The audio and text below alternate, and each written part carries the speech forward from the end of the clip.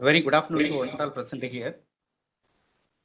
I am Nirmal Singh Hira, Assistant Professor, Tamil Nadu National University, Tiruchirappalli. I, on behalf of the ICLE team, welcome you all for this plenary session 1. It is indeed my great privilege to introduce our speaker, Dr. C. Rangarajan sir, and our moderator, Dr. Nardes Bodke. Before giving introduction about our chief guest, it is my duty to introduce our moderator. Dr. Naresh Bodke is Director of Economics in Research and Trend Analysis Division, Investigation of Competition Commission of India.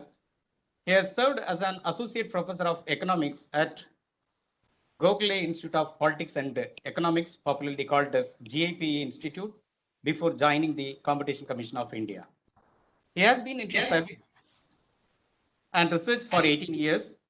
He did his doctoral research in the area of trade policy from Gokhale Institute. He has also done his research projects such as Village Development Plan, District Vision Documents, Regional Growth Strategies, etc. He has also worked with the high-level committee on balanced regional development in Maharashtra, popularly called as Kalkar Committee, and the 15th Finance Commission. Sir has also been the member of Board of Studies, academic councils, and research committees of several autonomous institutes and universities. He is presently a member of consultative group of Niti Aayog. He has also published several research articles in national and international journals and delivered public lectures and keynote address in various events. His areas of interest have been trade policy, development economics, law and economics, decentralized planning and local governance, competition law, and economics. With this brief introduction with respect to our today's moderator, now it is my great privilege to welcome our Dr. C. Rangarajan sir.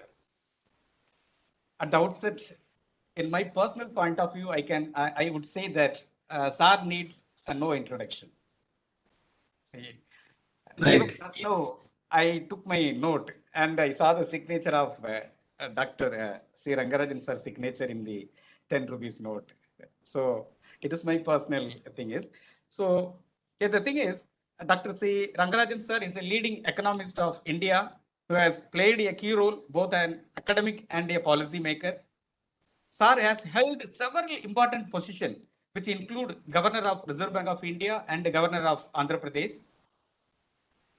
Sir was till May 2014 Chairman, Economic Advisory Council to the Prime Minister in the rank of Cabinet Minister, a position he has held since 2005, except during 2008 and 2009 when he was the Member of Parliament Rajya Sabha.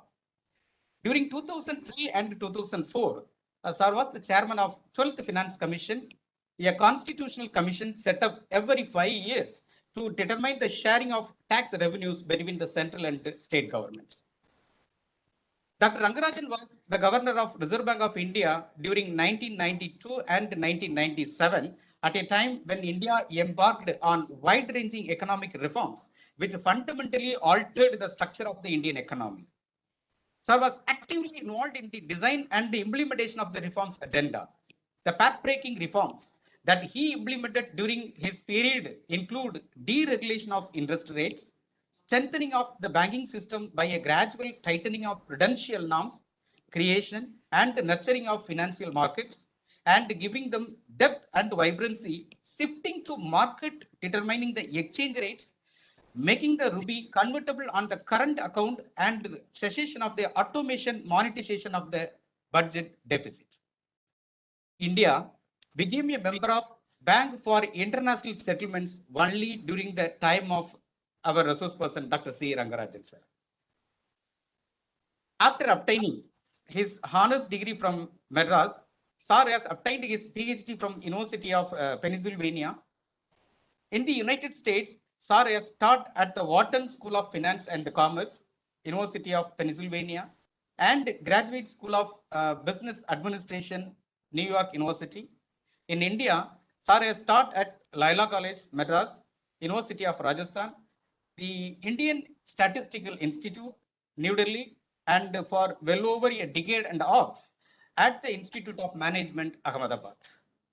Sir was for a time fellow at the International Food Research Policy Institute, Washington.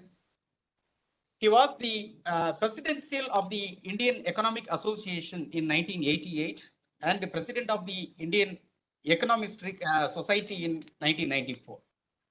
Sir was the conference president of the Indian Economic Association in the centenary year of 2017. Further, Sir is the author of several books on economy. Among others, the notable books includes Tracing the Indian Economy, a collection of articles published in the year 2017, Counting the Poor, Where Do We Stand, as a co-author published in the year 2017, Federalism and Fiscal Transfers in India, as a co-author published in the year 2011, India, Monetary Policy, Financial Stability and Other Essays in 2009, Selected Essays on Indian Economy, 2 volumes in 2003, Indian Economy and Essay on Money and Finance published in the year 1998. Dr. Rangarajan sir was recipient of several prestigious awards. Notable among them have been the Honorary Fellow of the Indian Institute of Management, Ahmedabad, Alumni Award for Outstanding Leadership by the Wharton India Economic Forum, and the Finance Man of the Decade by the Bombay Management Association. In recognition of his distinguished service to the country, the government honored him with Padma Vibhushan in 2002, the second highest civilian honor in India. He was the recipient of Professor P.C. Mahalanobis National Award in Official Statistics in Lifetime Achievement category in 2020. He was awarded the first Dr. C.R. Rao Centenary Golden Medal for the Lifetime Achievement by the Indian Economics Society in 2021. He has been the recipient of honorary doctorate from several universities. Sir is currently chairman, Madras School of Economics. Likewise, the list is going on, and we cannot conclude it by 10 minutes time. So with this small introduction, now I hand over this session to our Dr. C. Rangarajan sir to take over the session. Over to you, sir. Thank you. Yes, I think, yeah. Just a minute. Thank you, Dr. Singh. I think it is already late, and thank you very much for introducing us. And it is indeed a pleasure, and it's an honor to moderate a session of a person whom I have always admired, and I have always following someone. So thank you very much, sir. And it is indeed a privilege for me to moderate your session. I think without wasting much of time, we'll start. We'll give the floor to you, and maybe for 30 minutes or so, and then at the end we can take a few questions. Yeah. Okay. Thank you. Right. Thank you, sir. I'm indeed very happy that you have invited me to participate in this plenary session. As you all know, that there is a very close link between economics and law.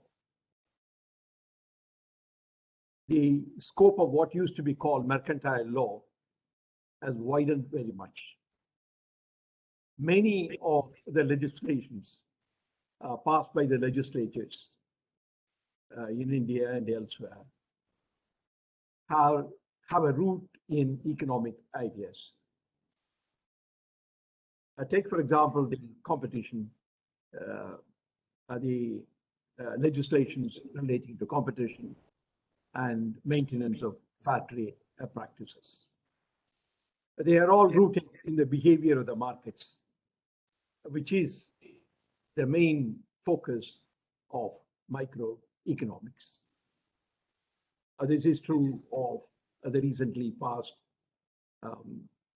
insolvency and bankruptcy code. So we can list so many of the legislations which have essentially an economic content, which have to be interpreted by the courts, by the lawyers, and others. Therefore, it is not a surprise that I understand that there are some countries in which the economies are asked to be judges also. In fact, in India, when the MRTP Act, that is the Monopolies and Restrictive Trade Practices Act, was in force, the MRTP Commission had a bench of 3, in which one member was also an economist. There's a lot to be said on the link between law and economics, but I have been asked to speak today about the contours of monetary policy, an area in which I have worked for a long time. The first question that I ask is, what is monetary policy? The actions taken by monetary authorities to influence the economy by changing the cost and availability of credit and money, these constitute what is monetary policy. Cost of money and credit is really interest rate. Availability of money and credit results in the expansion of money supply or liquidity. Therefore, by acting on the rate of interest or by acting on the availability, the monetary authority tries to influence the economy. There are many issues involved in this, namely when to take action, in what direction the action should be, and how much of change that is contemplated. I'll come back to it a little later to explain in the context of what is happening in India. So, when you analyze any policy, there are 3 things that one needs to look at. What are the objectives of policy? Second, what are the tools through which that policy works? And third, what is the effectiveness of policy? Obviously, there are many policy tools that are available. Perhaps the most dominant policy tool available to any government is fiscal policy. Fiscal policy essentially means actions taken to raise revenue and to spend. It has an important effect because these actions directly affect the income and expenditure flow. On the other hand, monetary policy does not directly affect the flow of income and expenditure. Monetary policy tries to influence the behavior of the economy by making changes in interest rate and by making changes in money supply or liquidity. How that affects the system is really what monetary economics is about. I'm not, in a sense, going to expatiate a great deal on that this morning. But I would really come back and say how that is also extremely important in terms of the implementation of monetary policy. First, objectives. Why are objectives important? These days, people talk about autonomy of monetary authorities or autonomy of the policymakers. If you really believe that autonomy is required for certain regulatory bodies and certain institutions, then Autonomy goes with accountability. Autonomy cannot be given to an institution without making that institution accountable. And to make an institution accountable, you need a clear enunciation of objectives. Objectives meaning what they are expected to do. That is why the enunciation of objectives becomes important. The question therefore arises is, what are the objectives of monetary policy? One can say, in a broad sense, the objectives of economic policy are also the objectives of monetary policy. After all, monetary policy is one of the tools available to the authorities to influence the economy. And that tool cannot have objectives which are totally different from the objectives of the government.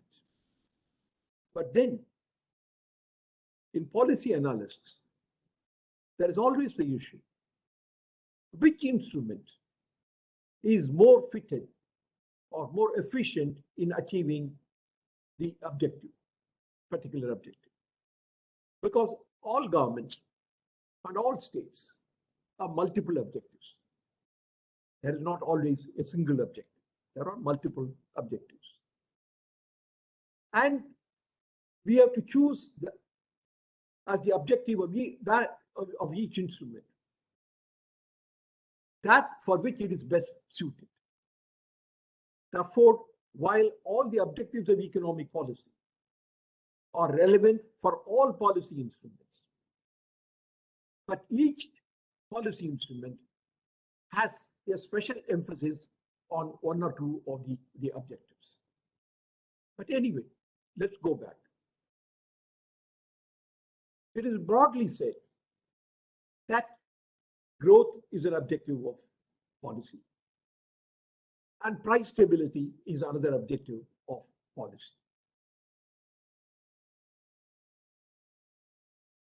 Let us also say that when there are multiple objectives, there are no problems if the pursuit and fulfillment of one objective does not come in the way of the fulfillment of another objective. Essentially meaning that there is no trade-off between one objective and another objective. But this is hardly true. In fact, there will be no conflict among objectives if all of them can be pursued simultaneously in the same, without any conflict. Therefore, we have to be careful, or we have to take note of the fact that objectives are multiple, and when there are hierarchy of objectives, it's also important for policymaker to specify which objective is dominant. Now, to look at objective, where do we go? To look at the objective of monetary policy, where does one go? The monetary authority in almost all countries is what we call the central bank of the country. The central bank of the country, which is the Reserve Bank of India in India, all act under some legislation. Therefore, it is a preamble of the acts setting up these institutions, which clearly indicate what the objective is. But the fact of the matter is that very often the preamble to the establishment of the central banks is vague. It is not that specific. For example, the Reserve Bank Act of 1934, by which the Reserve Bank of India was established, indicates that RBI to conduct its operations, and I quote, with a view to securing monetary stability in India and generally to operate the currency and credit system of the country to its advantage. This is as vague as vagueness can be. It talks of Reserve Bank of India maintaining stability. It talks of India operating the currency and credit system to its advantage. Therefore, it is not that specific, but it is a very broad one, namely that the concern of the Reserve Bank of India is with the monetary and credit system, and the concern of the Reserve Bank of India is also stability. Now, the word stability itself is subject to many interpretations. Stability of what? Is it stability of output? Is it stability of prices? Or is it the stability of the exchange rate? What? Therefore, the preamble is somewhat vague. But if one takes stability in the context of what a central bank is expected to do, one can think it refers to price stability. But that is an inference. The Act itself does not say it very clearly. For example, the US Act, setting up the Federal Reserve System, is much more specific. It says, the Federal Reserve Act says, so as to promote effectively the goals of maximum employment, stable prices, and moderate long-term interest rates. I think this is a bit of a confusion in terms of objectives. In the sense, the first two refer to some broad objective, and then suddenly it talks about the long-term rate of interest. That is actually an instrument in the hands of the central bank. But certainly it talks about maximum employment, and it also talks about stable prices. Because in monetary policy, the one big issue that arises always is the trade-off between growth and price stability, to which I shall come a little later. The European Union, when it set up the monetary authority, was very clear. It says the primary objective of ESCB shall be to maintain price stability. Without prejudice to that objective, it shall support the general economic policies in the Union in order to contribute to the achievement of the latter's objectives. So it says price stability is the objective, but it also says that it is without prejudice to growth. Therefore, in stating this, the European Union has clearly said that the dominant role of the central bank there is really price stability without sacrificing the objective of growth. India's monetary policy has also undergone a change in terms of the objectives. The original Act of 1934 was amended, its preamble was amended later on to make the objectives much clearer. In the amendment that was introduced about a few years ago, the Reserve Bank of India is now asked to pursue the objective of maintaining price stability, or the prices stable at 4%. That is, inflation should be no more than 2%, but with a margin plus or minus 2%. Some people call it what is called inflation targeting. But the Act itself says something like similar to what the European Union said, without prejudice to growth. Now, in fact, that is implicit in giving a mandate to the Reserve Bank of India of not only maintaining the price or the inflation at 4%, but with a discretion of plus or minus 2%. Therefore, there is a discretion to the monetary authority, and that discretion is 2 percentage points above and 2 percentage points below what it is expected to maintain over the medium term. Therefore, this is what is called flexible inflation target. It is not focused on one particular level of inflation. It allows a freedom and discretion to the Reserve Bank of India to, so to say, fluctuate between 2% and 6%. Possibly the mandate very clearly says that if inflation goes beyond 6%, that the central bank of the country must really act in order to bring it back within the what we call sometimes the comfortable zone between 2 and 6%. So, as I said, the amendment to the Reserve Bank of India Act has really put the objective much clearly. Now, there are people who are somewhat concerned with this kind of an objective. They probably think that what is really required is a much greater discretion to the monetary authority, and not to bind it to any particular level of inflation. That's an argument that goes on forever. But please remember that even a 4% inflation, which the Act implies is acceptable, is above the level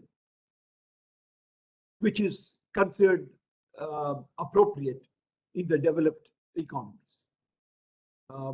Even though the United States has no inflation targeting, but by and large, the authorities there have behaved as if the 2% level of inflation is what is acceptable. Today, it is running way above it, but generally speaking, that a 2% level of inflation is acceptable. Because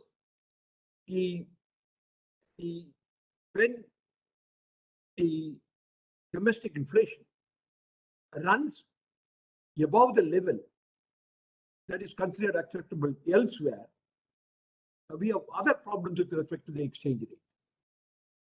Those who have studied economics also know what is called the purchasing power parity theory, where what is essentially meant is that the external value of the currency is also influenced by the domestic value of the currency. If the inflation differentials are there, then the exchange rate will have to adjust to it. To go back to the point, I was saying, in any policy, clarity on the objectives is important. And as of now, that the monetary policy in India has acquired certain clarity in terms of its objectives. It has a flexible inflation targeting as its goal. That is fine. But the question that arises is, how does the monetary policy achieve its goal? When does the monetary authority use a particular instruments? The two major instruments that are available to the monetary authority in India and perhaps to elsewhere are: one, the repo rate; two, the open market operations. The repo rate is somewhat similar to what monetary economists used to talk earlier, bank rate. The repo rate is a rate at which the central bank will lend for a short period to the banks. The reverse repo rate is a rate that the central bank of the country will pay to the banks when they place funds with the central bank in India, with the Reserve Bank of India. What does it do? It gives out a signal. When the Reserve Bank of India raises a repo rate, it sends out the signal that the central bank thinks that there is some overheating in the economy.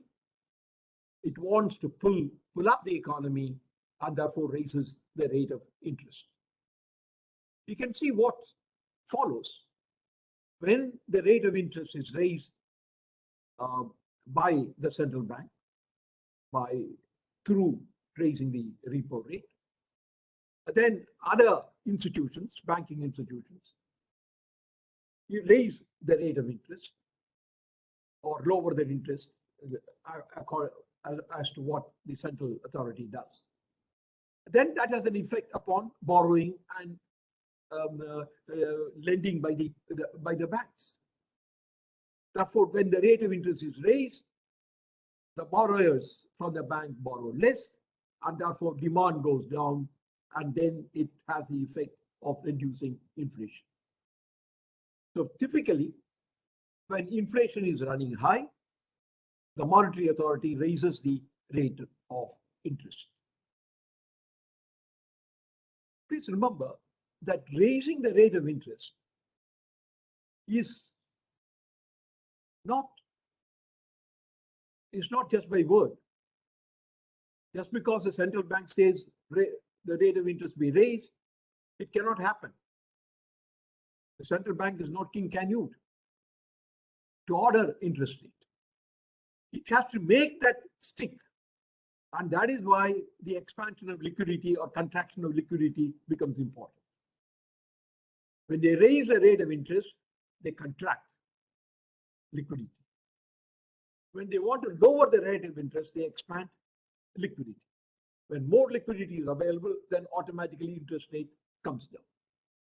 The second is the open market operations. It's a bit of a technical jargon. It has many dimensions and so on. But largely speaking, when the central bank of the country buys government securities from the banks, then it is expansionary in effect. Because when the central bank buys the securities, it pays for it. And therefore, the commercial banks get more liquidity. On the other hand, when the central bank sells securities, it has the effect of contracting credit. Therefore, this is the open market operations that we really talk about. Open market operations are a very strong instrument of monetary policy. That and because it has simply leaves no option for the banks.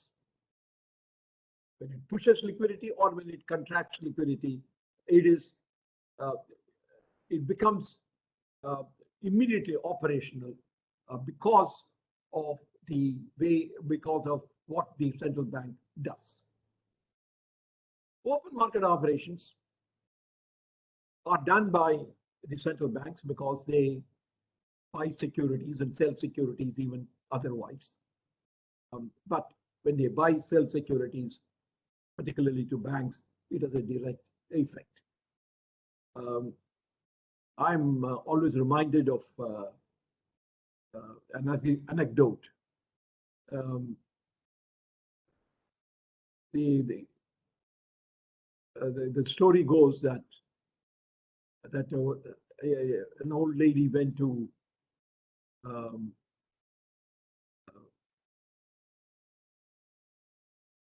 the Bank of England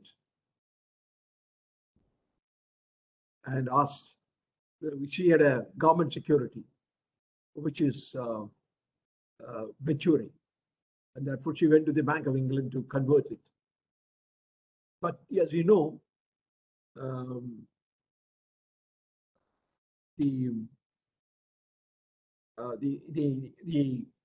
the point is that you can either redeem the security or convert the security into some other security, because redeeming the security means take back the security and pay because the maturity is over. So the old lady presented the government security paper to the man there, and the man in his own jargon looked at it and said, is it for conversion or for redemption? The old lady was aghast. He said, conversion or for redemption? And then she asked, am I in Bank of England or Church of England? Conversion or redemption? Conversion, he thought, was converting one security into another security. Redemption was paying at the end of it. But anyway, what I wanted to convey was open market operations are a very strong instrument. Now, let me, before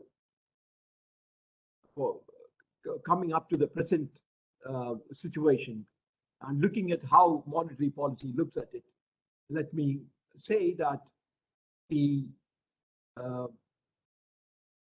Reserve Bank of India uses both the repo rate and the open market operations to fulfill its objective. Let's see, in the context of COVID-19, what I said about objectives, instruments, makes sense. The COVID-19 had an impact on the economy for a variety of reasons.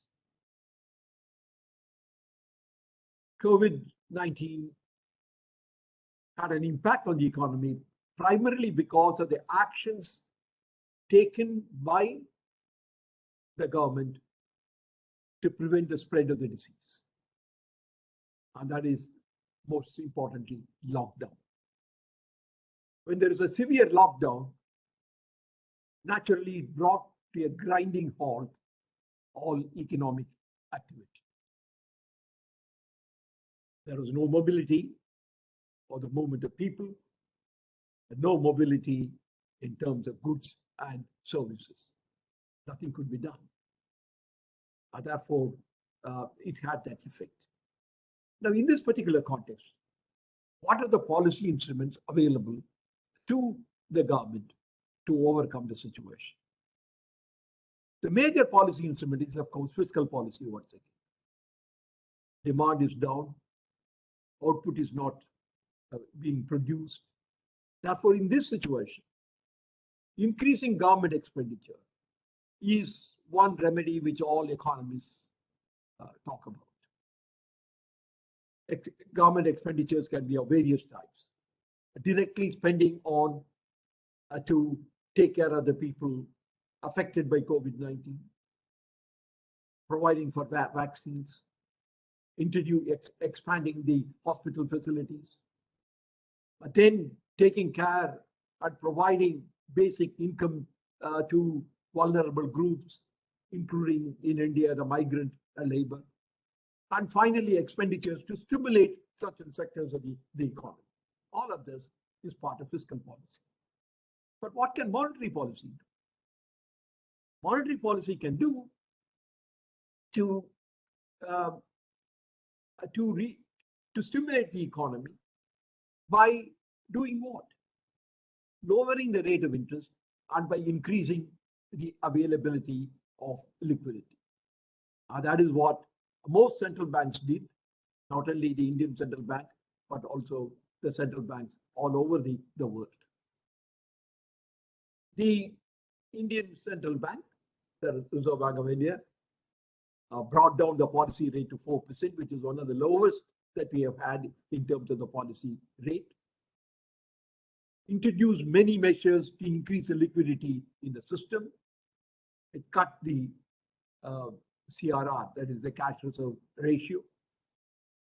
Then it introduced several new facilities to provide liquidity to the banking system. It also introduced some amount of regulatory forbearance in order to take care of some sectors of the economy. Therefore, the Reserve Bank of India acted like many other institutions. Therefore, the question that arises with respect to monetary policy is,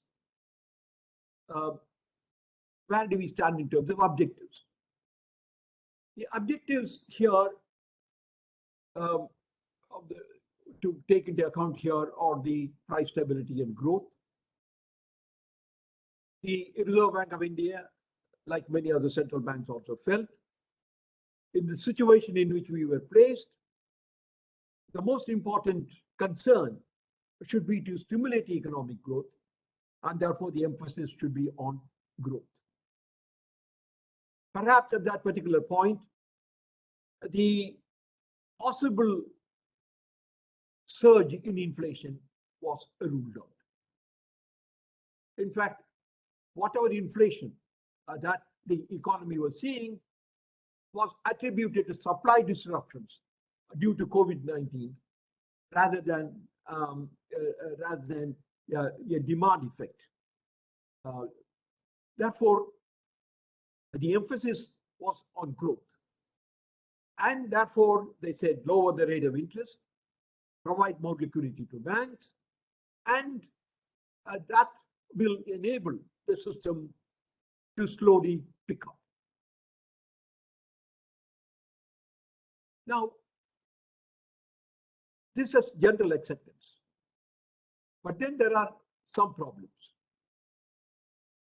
One, how effective will this be? In the situation in which the economy was placed, whether lowering of the rate of interest or increasing the liquidity will really solve the problem. Because the problems arose because of the actions taken to prevent the spread of COVID-19. Therefore, so long as lockdown continued, any amount of lowering of the rate of interest or expanding the liquidity will not have the effect. Because if factories cannot be opened, if the mobility of the people is not there, then any amount of support through a lower interest rate will not work. Those of you who have seen the impact of COVID-19 during the first wave and the second wave in India will understand it even better. During the first wave, the economic impact was severe because in 2020-21, the Indian economy shrank. The output fell by 7.3%. But the number of people who died was something like 100,000, that is 1 lakh something. In the second wave, lockdown restrictions were eased somewhat, and therefore output started picking up. As you all know, in the first quarter of 2021-22, the output rose by 20%. In the first quarter of 2021, output fell by 24%. But as you saw, the number of people who died under the second wave was twice as that of the first wave. Basically, you were drawn to a trade-off. As people talked about trade-off between life and livelihood. In the sense that if we emphasize nobody shall die, then complete lockdown becomes necessary. But on the other hand, you think that livelihood is important. As somebody said, if there is no livelihood, also people will die because they cannot survive for long. Therefore, these questions arose. Therefore, the point which I wish to make is the policy introduced by the Reserve Bank of India to exactly um, uh, support or provide stimulus to the economy by lowering the rate of interest is fine. But as I mentioned earlier, whether this will work or not depends upon many things. As the old saying goes, you can take the horse to the pond, but cannot compel it to drink. You can provide more liquidity, you can lower the rate of interest, but it depends upon what the borrowers, namely the entrepreneurs, see about the future, and then only they will borrow. Then only they will use the credit. The second is a problem, which is namely that credit is good, but if it is done in a manner in which output does not increase sufficiently, then it can also lead to inflation. In fact, India's inflation today is running at a level higher than it used to be in the last few years. It did cross 6% at one time. It has come down. It is between the what you call the comfort zone, 2% and 6%, but it is closer to the upper end because it is between 5 and 6% now. Therefore, one needs to be careful about what this additional liquidity that is being pumped into the system will have the effect on inflation. I will end up with only one observation. I said everybody is agreed that increased expenditures is the answer to the problem that we are facing. But increased expenditures have to happen on the part of the government at a time when the revenues are also not doing extremely well. Thankfully, in 21-22, the revenues of the government of India are doing quite well. But 2021, it did not. But if you have to increase the expenditure in order to stimulate the economy, and the revenues are following, the fiscal deficit will increase. And if the fiscal deficit increases, then the government may be pushed to the corner and it may have to borrow from the central bank. If it borrows from the central bank, it will have the effect of expanding the money supply, and that will result in an inflationary, lead to additional inflation. Therefore, people talk about monetization of debt. There's a limit to monetization also. In fact, many people in this country talk about why not print notes in order to support the increased expenditure. It looks all right, but if you look at it deeper, one must understand the limit on that. The Reserve Bank of India actually supported the government borrowing program, not directly, but indirectly. It provided liquidity to the banking system, and the banks subscribed to the government securities. It is an indirect. Because direct, it cannot do, because the Fiscal Responsibility and the Budget Management Act does not provide for the central bank of the country to be in the primary market in government securities. So that is the way in which monetary policy works. Before I end my observations, may I also say that one of the concerns of a central bank is also regulating the banking system.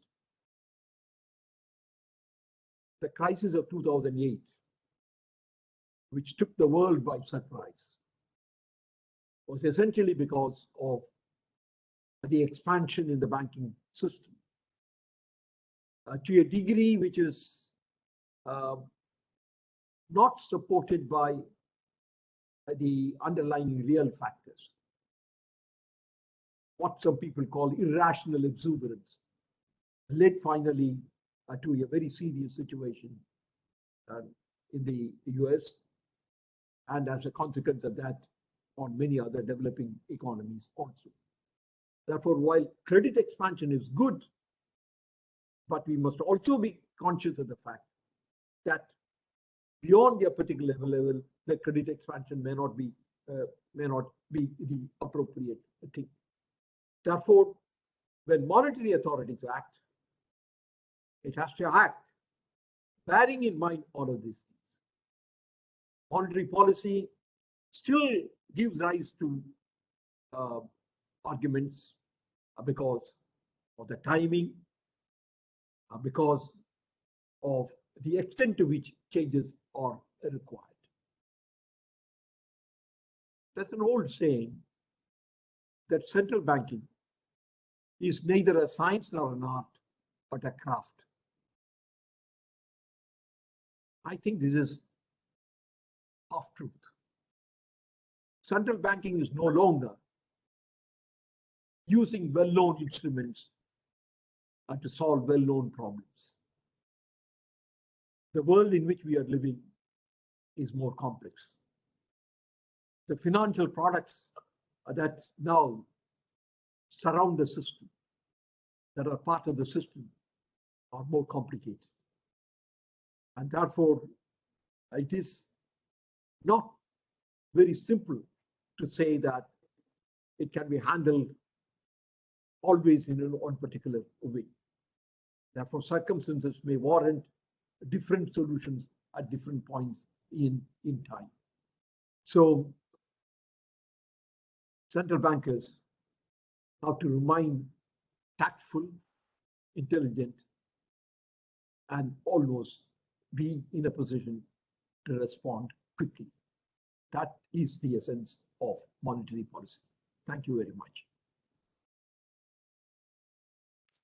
Thank you, sir. It was a wonderful treat for all of us, intellectual treat, and you have really taken us through the basics to the consequences of the latest developments in the monetary policy, and it was really evolving contours of monetary policies, starting from the objectives of monetary policies and then the trade-off between the growth and the price stability, from there to the instruments of monetary policy and the efficacy of the instruments and the dynamism that has come in the transmission mechanism and the monetary controls. So all that has actually, and in a subtle way, you have said so many things which you did not use the words, but in a subtle way you said beyond, between the lines also. So we could read that as well.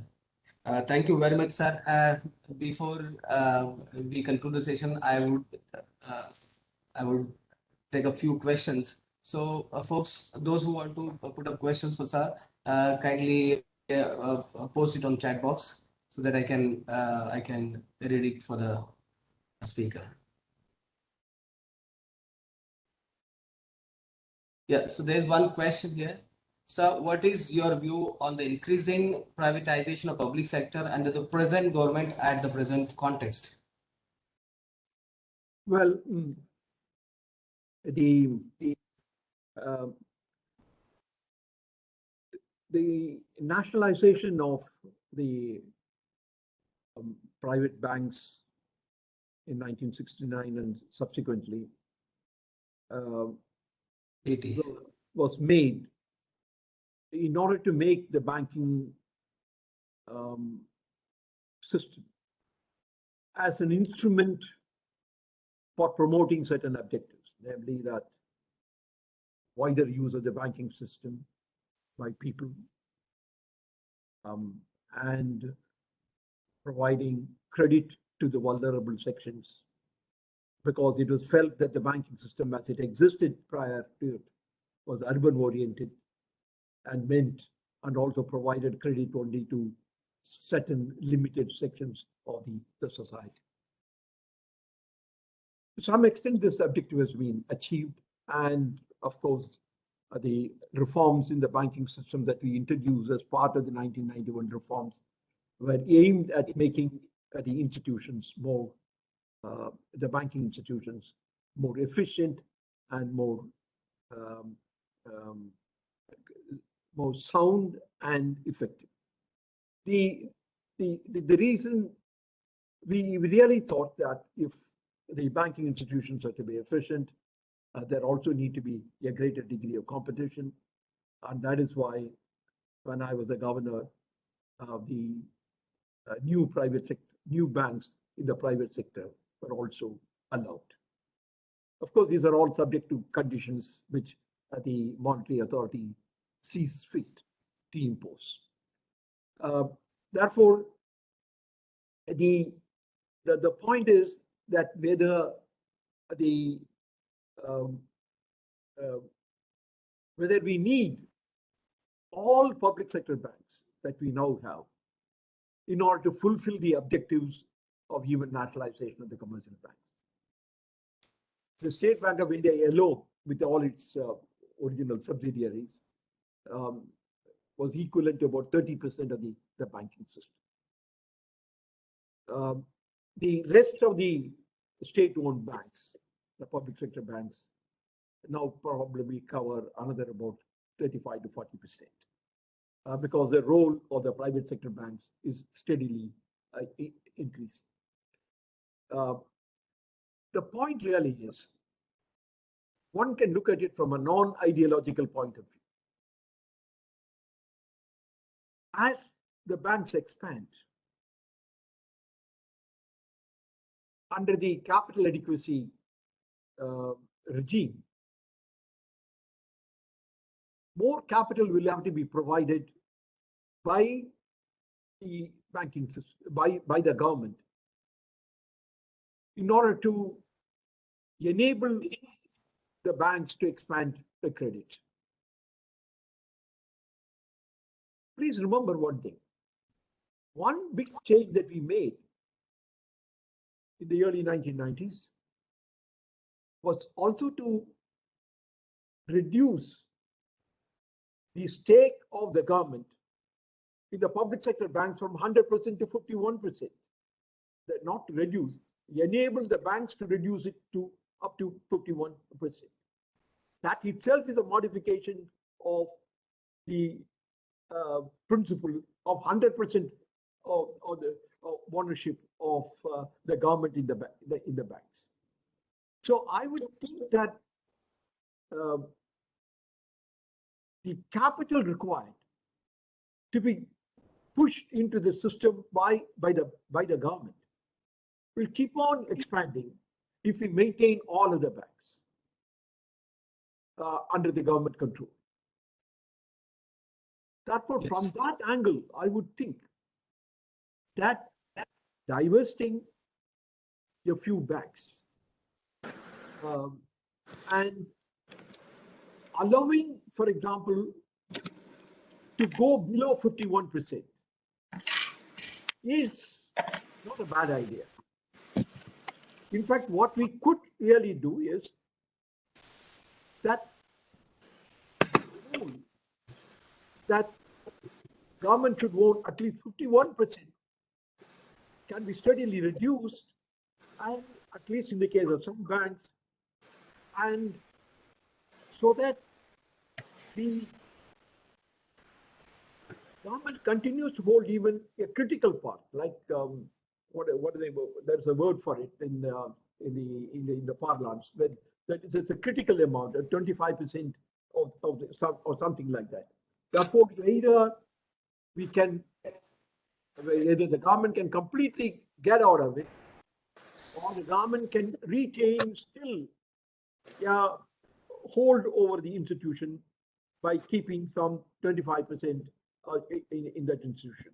Therefore, I would therefore say that we should proceed cautiously in this direction.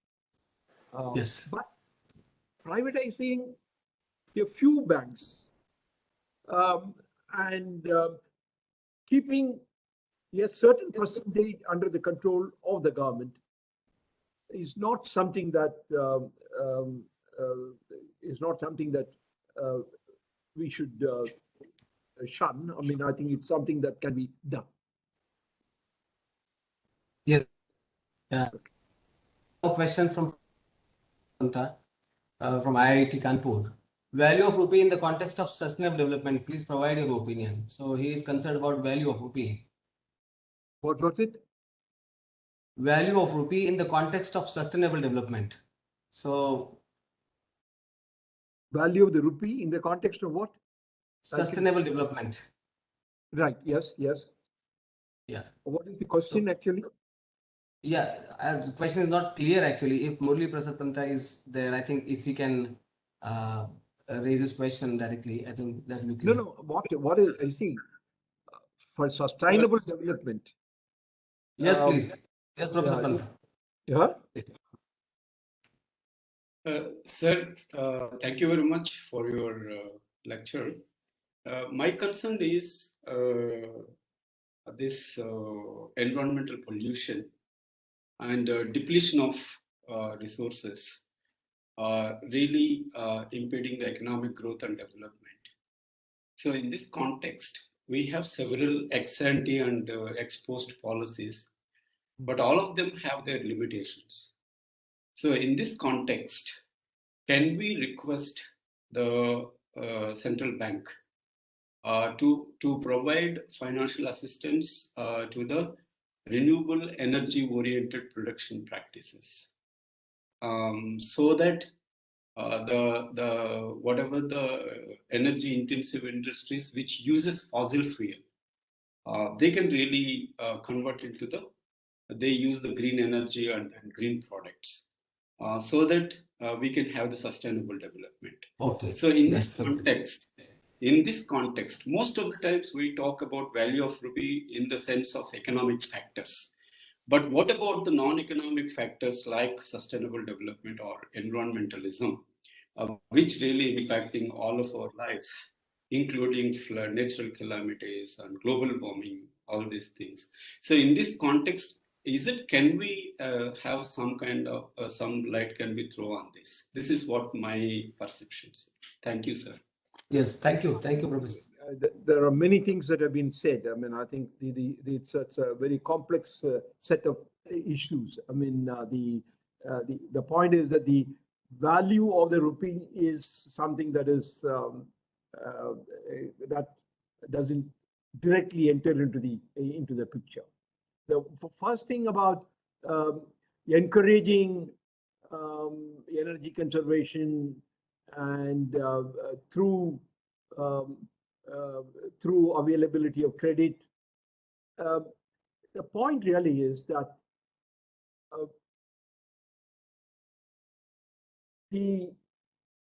some of these things require support, but this support is much more through fiscal or government policies rather than through monetary policy. Monetary policy has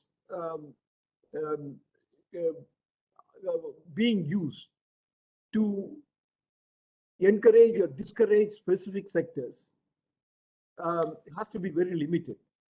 Now, we do have some concerns about medium, micro, medium, and small enterprises, and therefore some interstate concessions are being offered, and so on. Therefore, we cannot really use the credit mechanism to subserve many objectives. That is not possible. I think the real role there is that of the government policies and so on and so forth. Therefore, in a large sense, I would say that the role of the central bank in maintaining price stability, in maintaining an exchange rate variations within limits, all of these are factors that will contribute towards a more sustainable development. But specific area or area-specific actions are better taken under the umbrella of fiscal actions rather than under the monetary policy action. Yes, sir. We will quickly take two more questions and then we'll end up the session. There is a question from Sunit Habbar that how digital technologies do you think will impact the economic activity? For example, local shopkeepers versus online shopping giants, Right. that is Flipkart and Amazon. How government generally control its negative impact. So he's worried about the digital technology and the shopkeepers versus online shopping trade-off. Well, there are certain trends in the economy. I mean, but let me say, this has nothing to do with monetary policy. I mean, I'm answering the question in general. I mean, I think there are certain technologies that are being developed.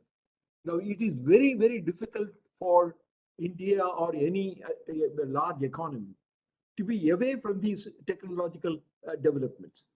These technological developments are happening all over the world. Therefore, we really have to move the society in that direction without really harming. I mean, the whole idea of what they call mom and pop shops have not, that has not disappeared in spite of Amazon, in spite of many others. But certainly that the other local vendors or shopkeepers and others will have to find methodology that or a mechanism which will satisfy the consumers, which Amazon or somebody else cannot do. I mean, I think this is the direction in which these people can survive is to really find out where they can score over Amazon and others in terms of the service provision. Therefore, but in fact, it is happening that even the small shopkeepers are now using technology. I mean, I think they are trying to find out from the smartphone to everything. I mean, the technology is being used. Therefore, the whole question is, in many fields, the competition is coming from various sources, and the ability of the other people to the institutions to survive depends upon focusing on the specific special services that they can render, because this is happening in the banking system today, and many people are calling whether the fintechs have become competitors to banks. They can provide many facilities that the banks are providing. Therefore, if banks have to survive, then they will see how they can even outwit the fintechs. So, in all of these areas, the need for identifying the niche that they can create, I think that is the most important. Yes. Sir, there is one relevant question from Professor Anita Nagar from Gujarat National Law University, that what will be the role of central bank in the face of cryptocurrency? Well, I think that's a last question, but I think that will take more than an hour to answer. I mean, I think that's not an easy question to answer because Yes. The idea of a cryptocurrency itself is very complicated. I mean, it is not really a banking issue. It's more computer science based thing. It is not really a currency in the sense it is not really it is not a sovereign backing. Now the point really is that these cryptocurrencies, bitcoins or whatever it is, fluctuate in value.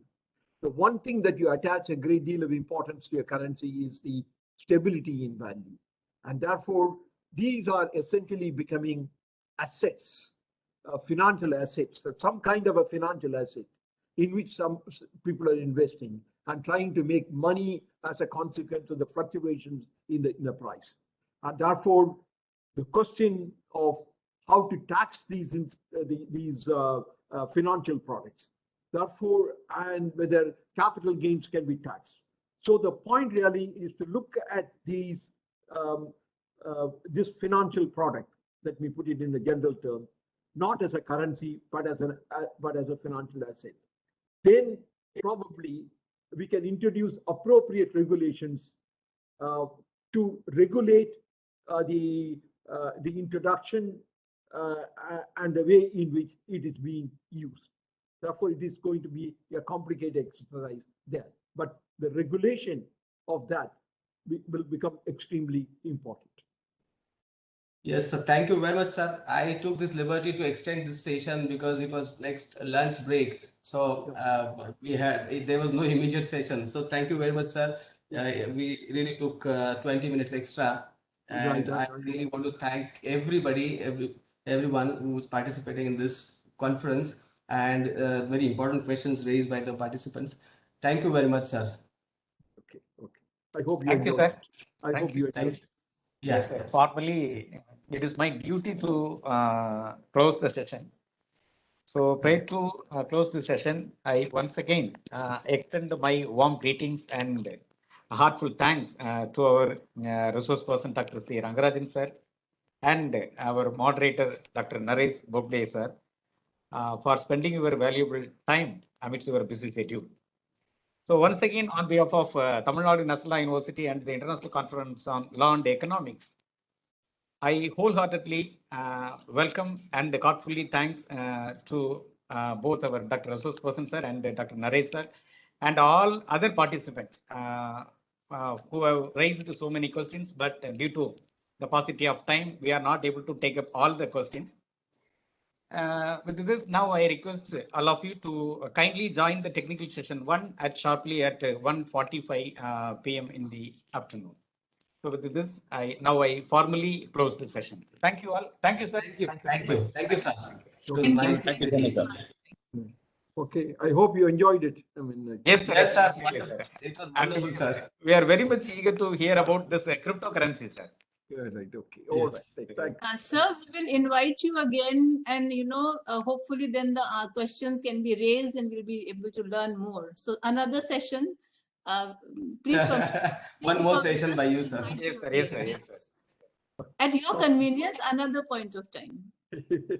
Not no. In some other, I think some other, Yes. some other conference on some. Not now, not definitely. Some other forum, some other time. Thank you. Thank you, sir. Thank you, sir. Thank you all. Thank you. Thank you, sir.